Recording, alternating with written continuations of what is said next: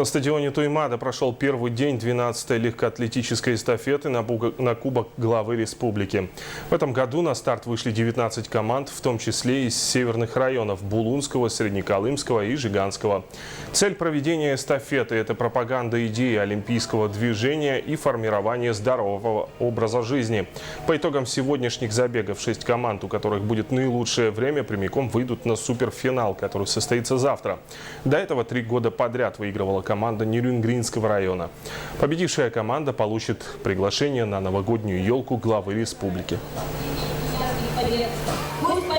Легкоатлетическая эстафета на Кубок главы республики проводится в 12-й раз с 2004 года. Нас очень радует постоянство наших северных районов. В этом году 19 муниципальных образований отправили свои команды, из них 5 северных районов. Мы очень радуемся, когда видим наших самых северных юных спортсменов.